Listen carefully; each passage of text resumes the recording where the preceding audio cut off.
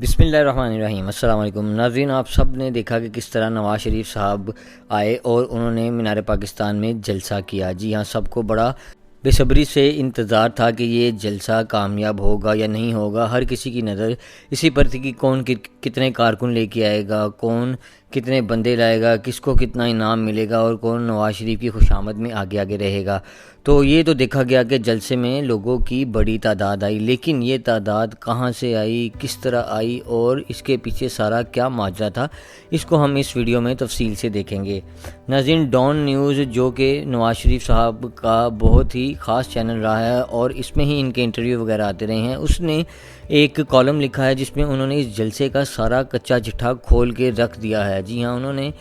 بتایا ہے کہ کس طرح اس جلسے میں لوگ آئے، کس طرح ان کو لایا گیا اور کیسے یہ جو میدان تھا مینار پاکستان کا، اس میں لوگوں کی بڑی تعداد نظر آئی۔ اس کے علاوہ ایک اور جیو کی اینکر ہیں علینا شیخ صاحبہ، انہوں نے بھی اس سارے جلسے کا حال جو ہے اپنے لفظوں میں بیان کیا ہے، کیونکہ وہ وہاں موجود تھی اور انہوں نے دیکھا اور بتایا کہ کس طرح لوگوں کی بڑی تعداد اس جلسے میں آئی، وہ کون لوگ تھے اور وہ کس طرح آئے۔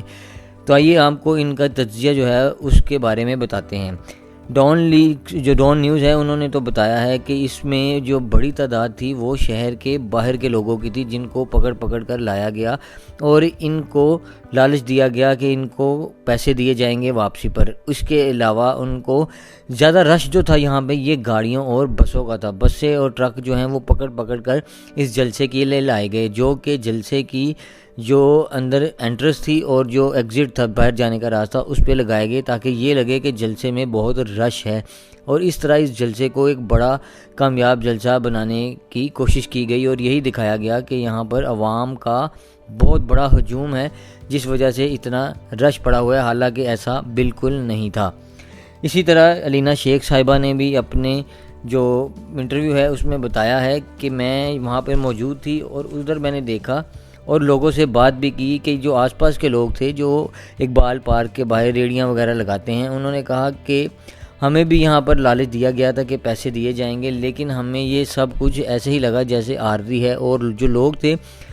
اندر جلسے کے میدان میں جو لوگ تھے ان میں لاہوریوں کی تعداد بہت کم تھی۔ اس کے علاوہ جو لوگ آئے تھے وہاں پہ وہ دوسرے شہروں کا جتنا مزدور طبقہ تھا اس سب کو لالچ دے کر لایا گیا، کسی کو کھانے کا لالچ، کسی کو پیسوں کا لالچ، کسی کو انعام کا لالچ، اس طرح یہ دے کر جلسے کو کامیاب بنانے کی کوشش کی گئی۔ اس کے علاوہ اس جلسے کا لاہور شہر پر کوئی اثر نہیں پڑا، سارے لاہور کی ٹریفک اور جو عام دنیا کے زندگی کے معمول کے کام تھے وہ سب ویسے ہی چلتے رہے۔ نواز شریف کے آنے اور جلسے کا لاہور شہر پر کوئی زیادہ اثر نہیں پڑا، اور یہی سنا گیا ہے کہ لاہوریوں نے بڑا سرد طریقے سے نواز شریف کا استقبال کیا ہے۔ ہاں، جو یہ بڑی تعداد دیکھی گئی یہ جھوٹ نہیں ہے، واقعی جو میدان تھا مینار پاکستان کا اس میں لوگوں کی بڑی تعداد موجود تھی، لیکن وہ لاہوری نہیں تھے، اس میں چند ایک جو لوگ تھے وہ لاہور سے تعلق رکھتے تھے، باقی سارے پاکستان سے ہر کارکن کی ڈیوٹی تھی، ہر ایم پی اے، ہر ایم این اے، ہر کونسلر، ہر جو چیئرمین، ہر کسی کی ڈیوٹی تھی کہ وہ زیادہ سے زیادہ لوگ لے کے آئے۔ تو پورے پاکستان کے لوگوں کو ملا کر بھی یہ جلسہ اتنا ہی کامیاب ہوا کہ صرف اپنے حدود تک ہی یہ کامیاب رہا، اس کے باہر اس کا کوئی زیادہ اثر نہیں تھا، کوئی ٹریفک نہیں بلاک تھی، کوئی کہیں پہ نظر نہیں آ رہا تھا کہ عوام بڑے جوش سے جا رہی ہے اور ان کو نواز شریف کے آنے کی بہت خوشی ہے۔ تو یہ سارا کچا چٹا جو تھا وہ ڈان نیوز اور جیو نیوز کی اینکر علینا شیخ نے سب کے سامنے لا کر رکھ دیا ہے، جس پر بہو جی یعنی کہ نواز شریف صاحب کو بڑی منہ کی کھانی پڑی۔ تو انہوں نے اپنی پوری کوششوں، پورا زور، اربوں روپیہ لگانے کے باوجود اس طرح کا جلسہ کیا ہے جو کہ زبردستی کامیاب بنایا گیا ہے، پھر بھی وہ کامیاب نہ ہو سکا اور لوگوں نے اس کے پول کھول دیے۔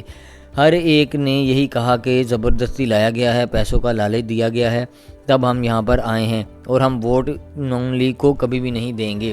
تو ناظرین، یہ حال ہے نون لیگ کی سیاست کا۔ اگر ابھی بھی یہ عوام کا اربوں روپیہ اپنے جلسوں میں اور اپنی سیاست کو کامیاب کرنے میں لگائیں گے تو ان کو پھر شرم آنی چاہیے کہ اس غربت کے حال میں اپنے ملک کے لوگوں کا مذاق اڑا رہے ہیں یہ سب۔